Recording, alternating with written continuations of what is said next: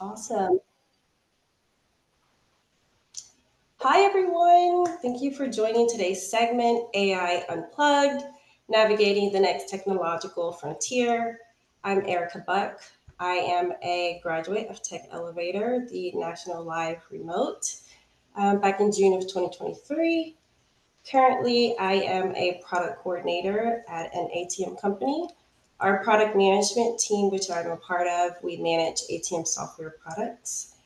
And so we'll let a little bit more people come in. Again, thank you all for joining. We do have our guest speaker, Chitkala Akella.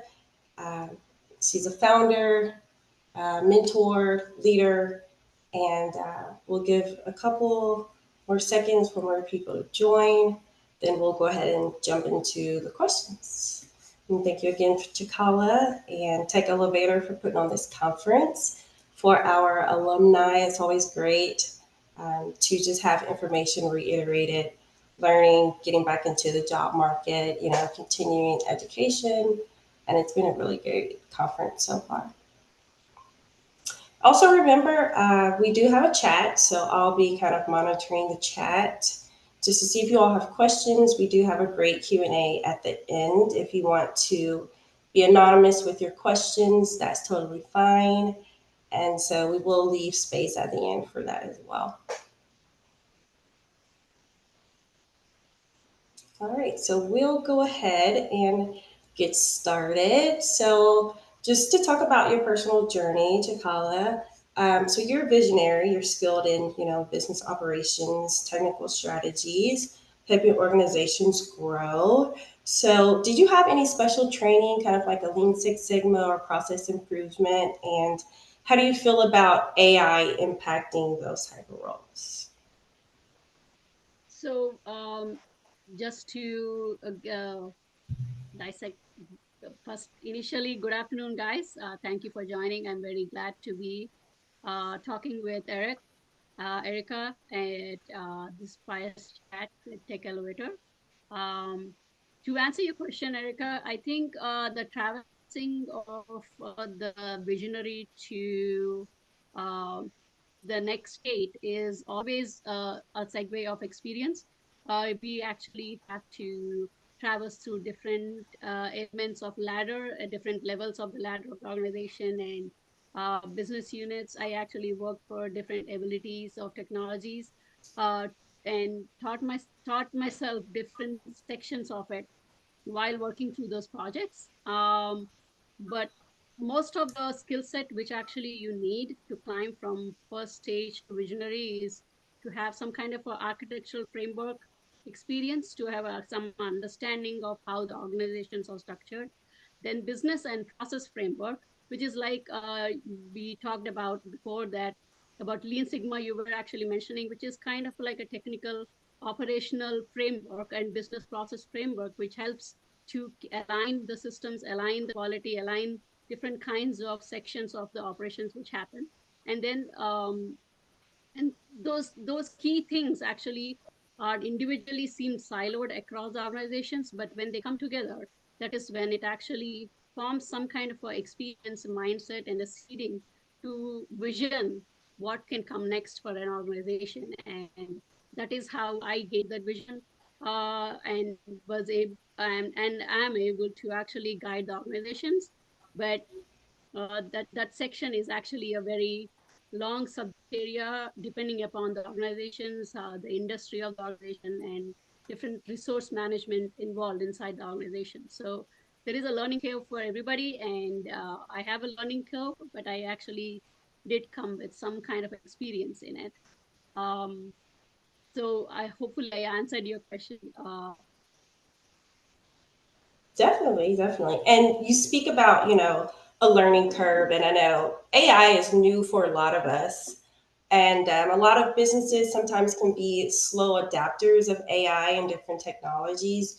Have you seen any type of kind of struggle with getting businesses to adopt AI?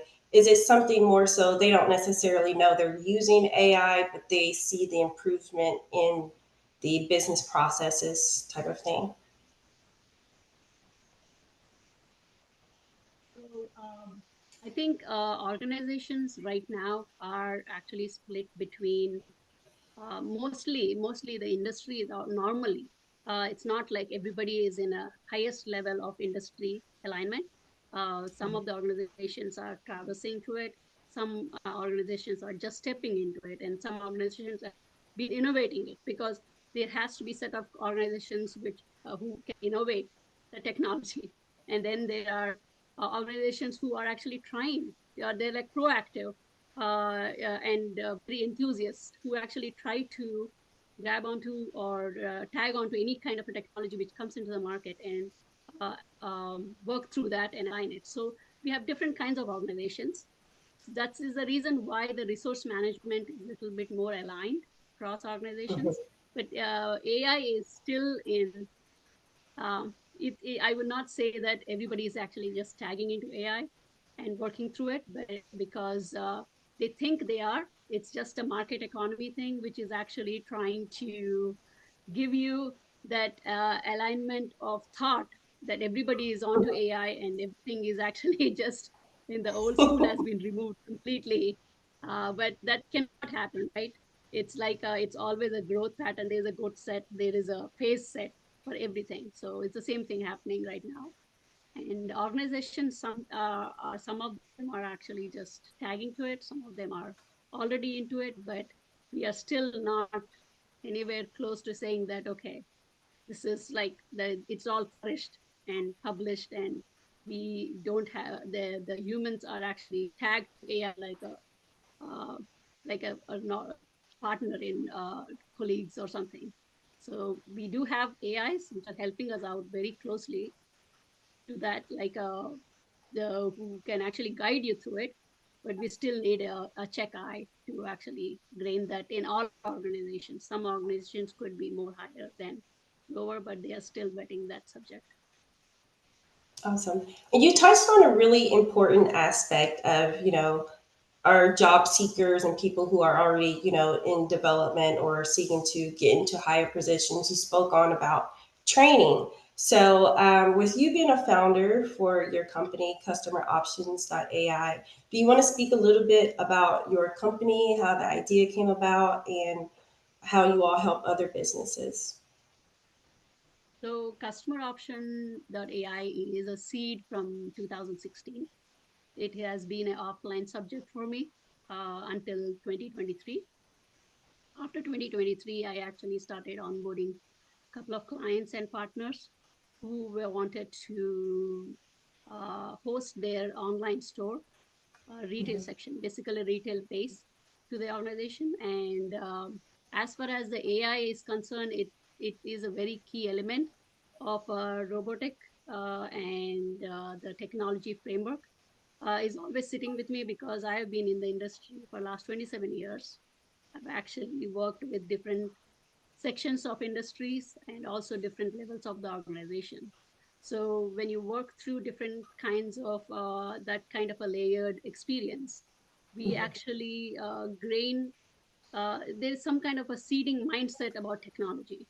So once you have that, you try to tag to new technologies a little bit more faster, because you're thinking through that and you're seeing how the growth happened.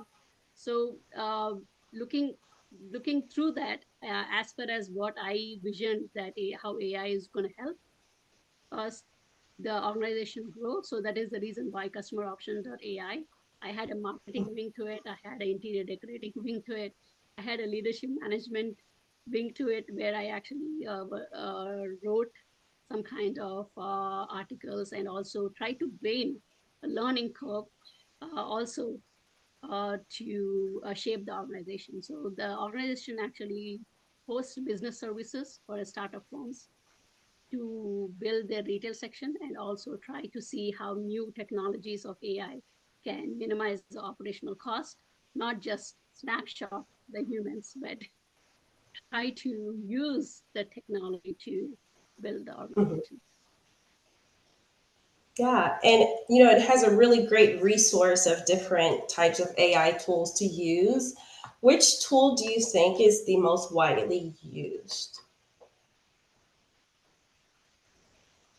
So the AI convenience and amount of applications, they were very smart launchers, which actually pulled that out from a mindset like you buy a whole chunk of technology, you train the industry and work on it, and resource training and everything. They first split that chunk into small pieces. So now cloud computing did that. Cloud computing actually split different elements of technology into gaps of apps, which was a coding platform, which Tech Elevator would you should be aligned with.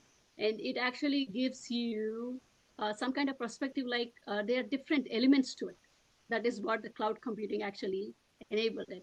And once you have that, like a child trying to pick different kinds of alphabets and learning each alphabet, Hmm. AI was actually trained on each of those alphabets. Some technologies were for analytics, some technologies were for writing code. Some technologies were used for sales and marketing, where they actually give you an image and it can actually produce an image, which is much more harder and a lot of work oriented. Sometimes you actually have to draft a kind of a document, but not stuck with the grammar. So it's actually pulling different elements of people, different sections of people to use the technology without feeling shy out from it, saying, oh, this is too hard for me to manner inside technology, so I'm not going to use it. Versus, oh, I can use the part where I cannot fit in with the technology of AI and build my career uh, much more easily and smoothly. So that those are the pieces how they actually built the technologies. I forgot the second part of the question, but I think once these sections were actually situated, the AI is now helping out with coding. The Copilot is one Hmm. of them. And then the second one are the search feature. I would say that I would not debate. I actually sail out and research all different kinds of searches, search bars and prompting. But most of them is Gemini, and Gemma actually has a lot of sections to it. Initially, it was a search bot, and now we have like the imagery, video, audio. We have a helping our bot, which actually helps you through the documentation to assist you through it. Then the Hmm. second one is Microsoft Copilot and also ChatGPT, which is OpenAI.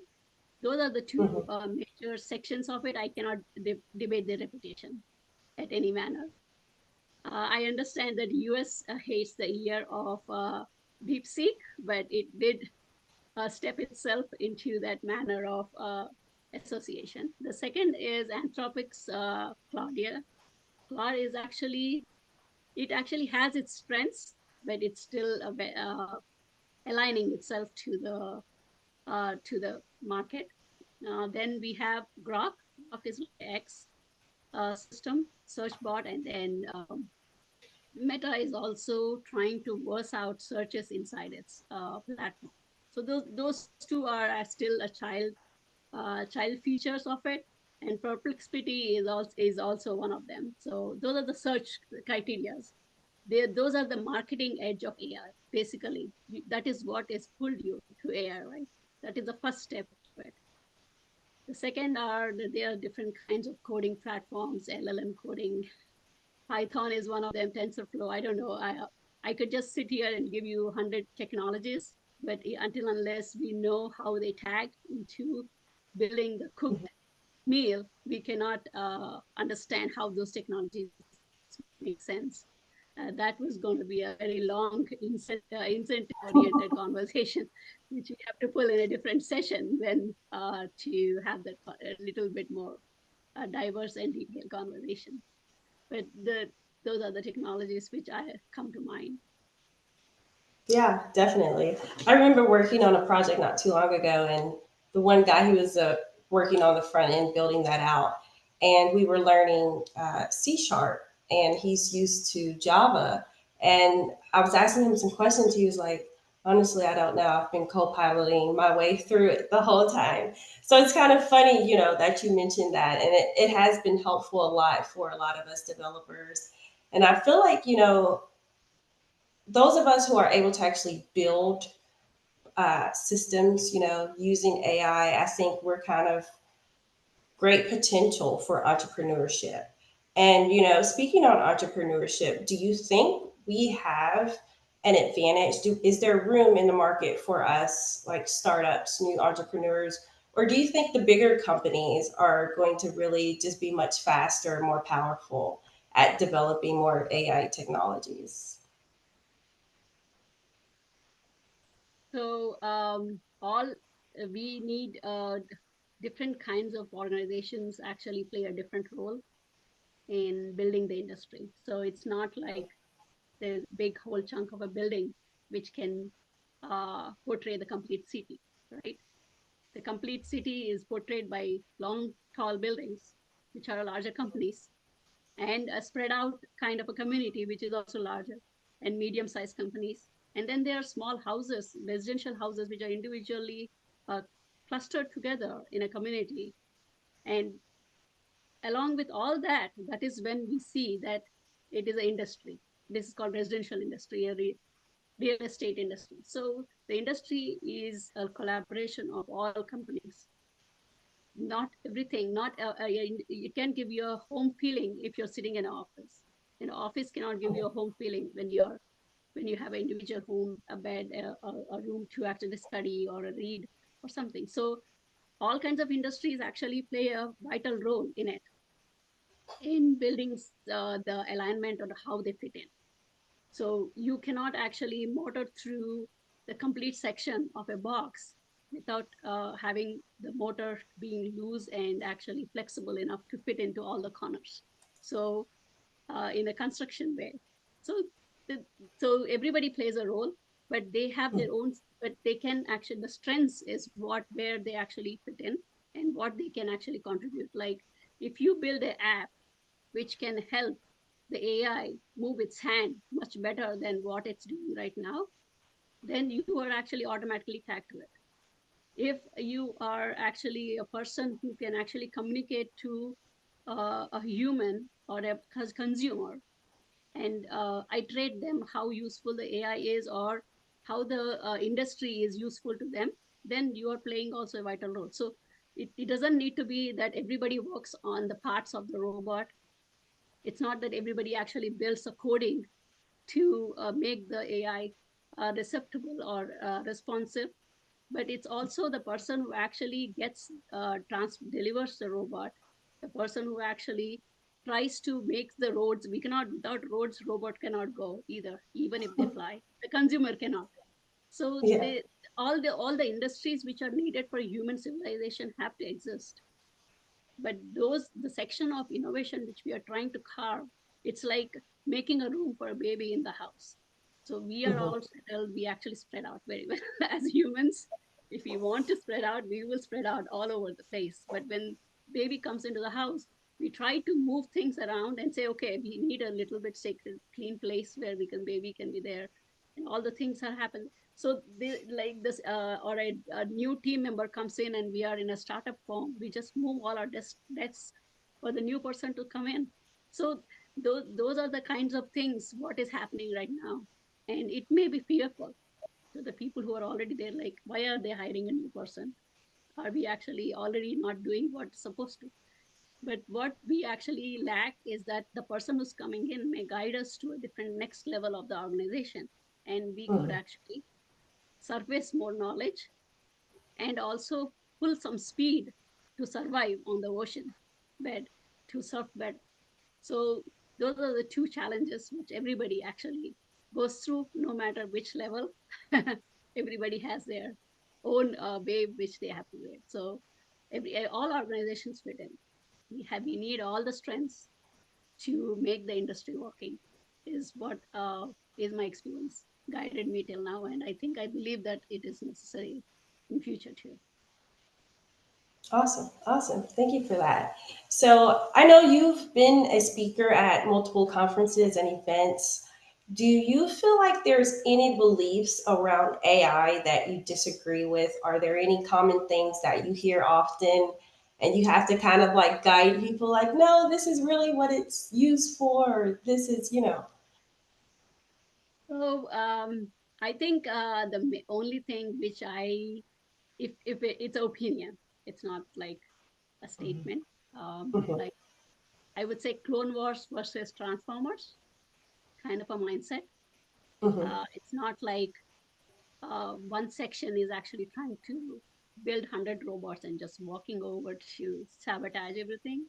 It's Mhm. like a set of uh, team teamwork, which is actually building the industry to the next level, which actually makes more sense in a positive and safer manner. So basically, like having security, having ethics, having trying to understand how to communicate with the robots. And it's not like a robot fit with a head and hand just walking around and making things for you. So that is that is the only thing which actually fears me. But also we have guidance. We have to guide that. That is why I say that onboard yourself, then exclude yourself. Because if you want a safer world, you can only make it happen if you include yourself and say, okay, Mhm. 100 people are actually saying it needs to go this way, than saying one person saying, okay, it's going to go only this way, right? The one person doesn't have any visualization of all the 100 people who are trying to exclude themselves. So if you walk in and say, then it can communicate better to build a better area of thought and industry. So it Yeah. does matter too. Yeah. Have there been any wow moments in, your research or your leadership with AI where it's just like, oh my goodness, that's amazing, or that's really going to be one of those things that's a game changer? Yes, I think I have been seeing going through LinkedIn and also different kinds of research bodies of seeing eVTOL airplanes trying to fly by themselves. Then there are Waymo cars. Waymo cars is amazing. I've been watching videos and I really thrive. I'm a little soft on Google on that, but Waymo is actually being very popular on being a self-driving car. It's actually accommodating the place and trying to do the work sensitively and effectively. So that is a good thrill. And the second is our complete friend China is like, I know politically it's a bit away and a hardship, but we have to agree where we cannot manner balance. So balance is very required to live in the country and world. So they actually built this. The wow moment was that they actually automated the complete section of making prescriptions pharmacy, Mm. where there are robots driving, scaling through patients' information, and they build prescriptions. Mm. Basically, trying to read how many milligrams of medicine they need inside the hospital, and it actually packs them for them and gives it to the nurses and everybody, and then they can actually distribute it to the patient. So the pharmacy, the person who's actually the nurse or somebody who's actually trying to take care of them, are not running into a medical cabinet to get the medication. They have it near the station, nurse station, available, and they can actually give it to the patient whenever they want. And Oh, wow. that is like completely automated. It actually checks through the sections. It actually reiterates the spanning. It writes down what is needed, but it's actually reading. For that discipline, we may think that it's actually very quick, but the discipline of having the patient records updated, having the doctors running around and making sure that all patients have the right prescription, the nurses actually seeing that the patient is in this right room. Those are all the key uh, reasoning of it, which is needed. Because if they move the patient and they did not update, then they would not have medication. So the nurse Mhm. actually have to check. It is actually checking the right milligrams are there, the right patient is getting medicine, but the nurse have to check before they give it to the patient. So, but that automation is amazing. It's like very efficiently doing. It's going through the patients. It's actually putting it in a bottle, and it also the key thing which they mentioned is that it actually makes it as per the serving size. So if one patient has two, it would pack it with two, and where one patient needs one, it packs it with one. So that Oh, will help them not to just dose out, which is one problem which we avoid, but it helps, right? It helps the wow. mindset. When you don't have accessibility to that, you actually tend to be more careful. That is how a parenting works. So that actually may solve our next generation problem of not overdosing and being addicted to medication. So that was a very wow factor. The second one was in hospice, they use for patients who can actually cannot talk because of nerve. I could be wrong on Hmm. things, but they cannot move, they cannot communicate. So with their eye movement, they can actually watch the screen, and the screen can talk and communicate with the helpers or anybody who walks in to talk to them. So those are the two things which are amazing, because with your eye movement, you are typing with your eye movement. Imagine that the sensor is actually near the eye, and they are typing and able to communicate. Earlier, they would just stay like in bed and not be able to communicate, but now they can communicate with their eye movement and talk. And those are the two things in medical field at least are amazing, which are which we thrive, right? That is the purpose of new technology, and that thriving is what makes it more useful for humankind. And those are Yeah. the factors. And there's so much we can do when it comes to innovation with AI and making, crucial processes or just systems, within healthcare and other really big sectors, making improvements in those areas. And I know we talk a lot about AI is moving too fast or it's getting too deep. Do you ever feel like there's something that you've heard about where it's like, that may not be the best use of AI, or we may not want to go too far with AI? What is your opinion around that? So yes, we do have this market economy uh, mindset that the robots are walking in. Let's just build 100 robots. Or there's a piece of technology, it's flaring in, so let's just keep on using Copilot and not hire people to look at the code. So those are Mhm. the things which people are analyzing. It is human nature to go through that. It's going to happen like a child playing with the clay, but we just have to hope and see and guide and advocate, and they have to attend some sessions and take some guidance from people like advocates or technical. I advocate for things, or and also there are organizations which actually guide that. If they actually hear through that, then they would not make a little bit more, not a segue burn like our 2008 financial segue Mhm. burns inside the organization. So if they, because they guide like how people are getting money, how they actually are building their families, how they can pay for other things. So organizations have to have that, find that balance point, and they are still struggling with that. Some are actually have mature leadership, and some are, don't have mature leadership. Mhm.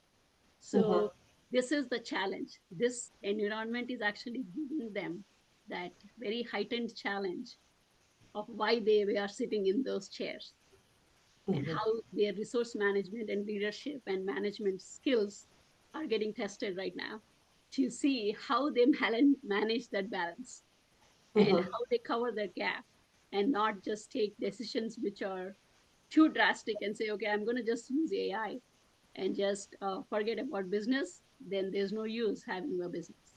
So they had, this is the challenge for them to figure out and say, okay, hire right amount of people, how they hire right amount of people, how they hire a need amount of expertise to guide them through the organization. So I'm hoping that they actually hire some kind of advocates like me to guide in the organization, or hire an organization to guide, come and talk to them, so they can actually uphold what is existing, the resources, Mhm.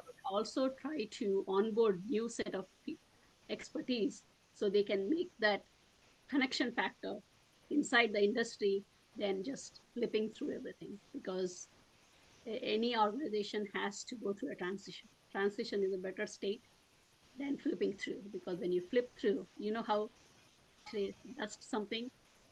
There's always some kind of a rough edges happens, and the organizations cannot have do that, because there are careers involved, there are people involved, there are a lot of customers involved who are relying on that organization to be standing in the city. The city is also involved, like politics is also plays a heightened role in how they actually manage that. So It is a thick balance and a thin balance, but it is a good test. I am looking to see how well they actually make the decision and hire right amount of people or not to Yeah. do that. And that really speaks to my next point because as a job seeker, so from my perspective, I see a lot of senior roles, and then I also see a lot of roles that are specifically looking for AI experience. And I kind of feel like they're highlighting, oh, you need AI experience over the ability to actually do the job. Do you think there's a disconnect there? And I know you talked about balance. As job seekers, we shouldn't probably be discouraged by that. Do you agree with that? Do you think we should still, if we have the smallest knowledge of AI, probably still apply to that role if we have most of the capabilities?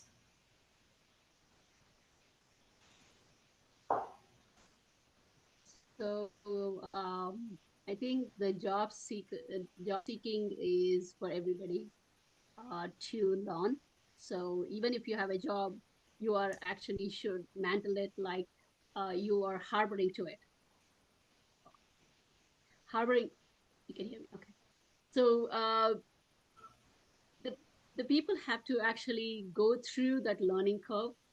They have to learn. They have to tag on to the new technologies, and Mm-hmm. but also know how the past systems were working because you cannot transition from one state to another state. So the challenge is there. It is always a hype. Like if there's a new market for a designer shirt, then people actually tend to think that everybody should be wearing the designer shirt, right? So, but if you don't have if you don't have that skill, it's a trouble because you can't survive in future. So you should start tagging to it. And the second part is that industries should understand that AI is just evolving now, Mm-hmm. and people are not just not experienced. It's not like they don't have experience; they're just trying to tag to a new technology. So they should show some kind of investment thinking to pool that resource factor to the existing resource, so they can get a person to be hired as a team member. We have a team member who is actually willing to do that, and Mm-hmm. and still be able to keep their business going. So those are the two factors. Like both sides have to bend a little to make it into a I don't know, a triangle or a integrated house kind of a thing, or a roof kind of, basically. Let's settle on roof, a kind of integrated roof which actually connects both of them together. So it's not like if you actually take 100 certifications in AI, the organization is going to hire you, or if you actually the organization just dumps money into it and they get people who are no AI. It's like the organizations have to balancely invest and balancely hire, and the Mm-hmm. people who are learning, they need to understand how which industry is actually stepping into AI and which industry is not, and learn that skill set and try to Mm-hmm. evolve with it. So that balance on both sides will actually help. Awesome. So, for anyone who hasn't really used AI much, or they haven't really jumped on the AI bandwagon, do you think there's a certain place where we should start? Should we start learning? I know in another session someone mentioned learn prompt engineering, or do we just need to understand the basics first? What's your opinion on that? So yes, I have been working with it from last 6 years, from 2020, and been learning the game of AI. Automation I've been doing from 2018 or so, because Mm-hmm. and the automation was around, but was just being used for certain tasks before. But from 2018, the automation was a little bit more grained to working through things and trying to step through certain technologies and trying to tag on to cloud. Cloud was the first step where it actually, the automation was making sense. So in 6 years of my experience and learning all the different kinds of technologies, trying to unharboring to what it actually has, what kind of technologies are playing a role, and also how, which kind of, what kind of strategies actually fit into the AI systems. Um, that 6 years of it actually gave me a step in to guide and also try to be able to work through the operational edge of it. But if Mm-hmm. you want to actually develop a LLM or develop a model or develop some kind of a learning strategy for the robotic to feed, that is Mm-hmm. what the coding happened for until now in last 6 years. So uh, beyond is actually trying to see how to mantle that expertise to build the organizations.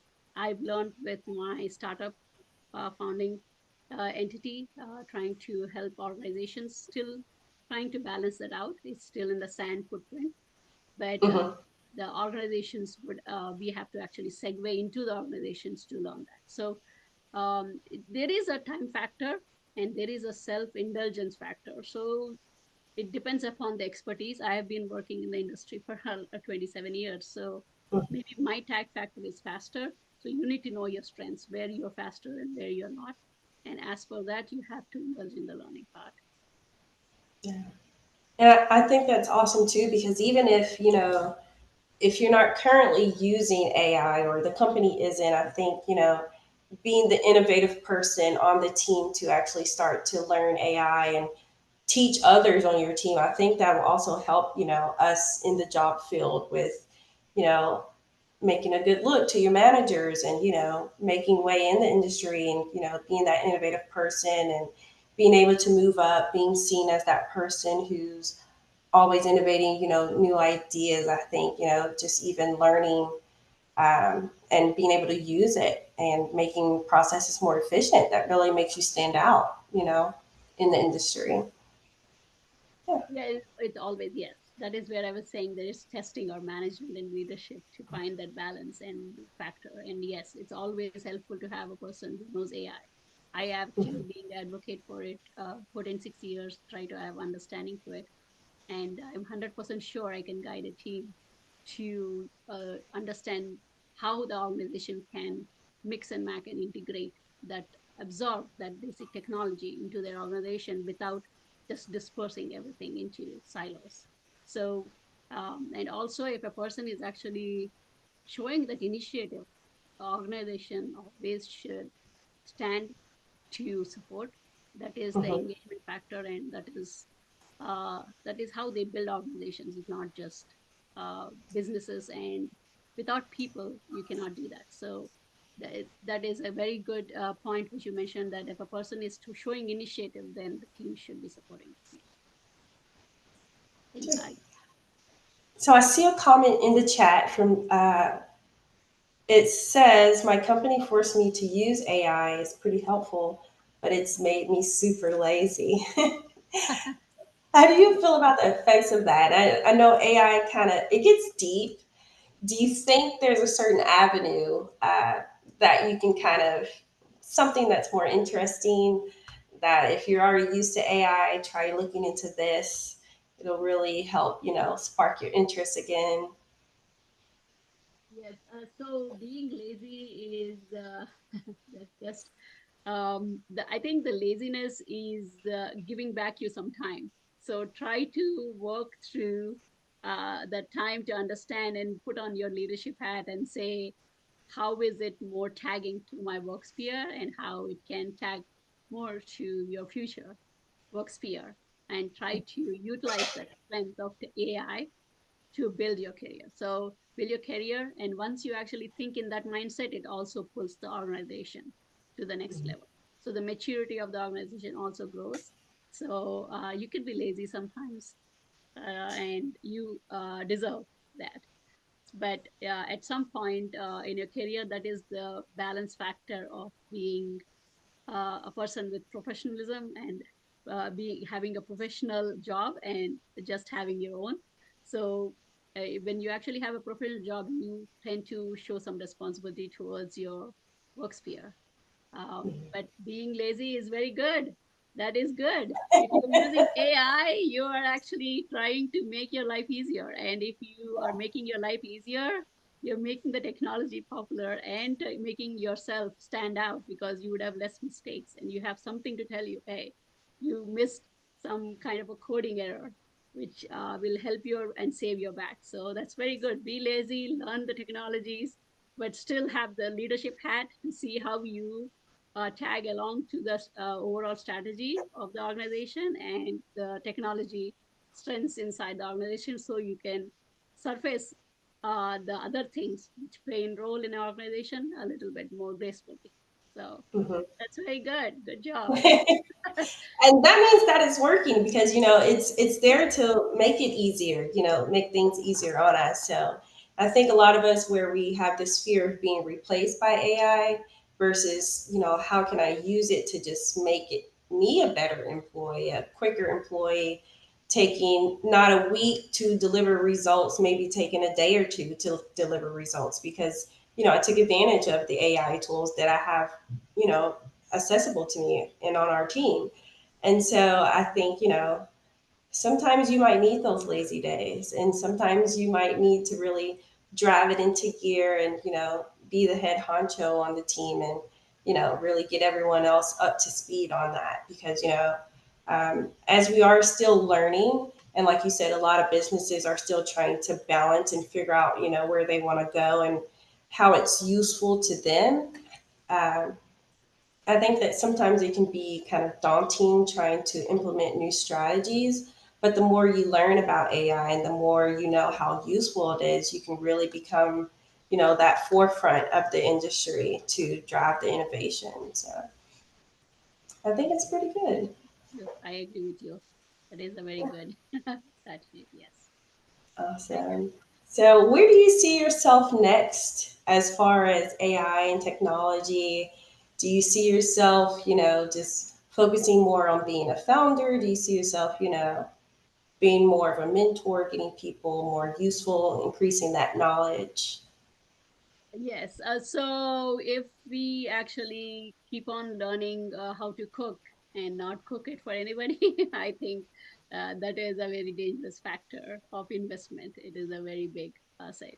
So I actually building all this knowledge helps my founding of my organization. But my organization, I have planned and visioned it a little bit more stretched to make it Mhm. into a more competitive organization. So, but the or some of the skills which I have actually learned as a founder, I would like to share it with the organizations because it's a transition point. All hands have to be on the deck and try to see how organization can transition.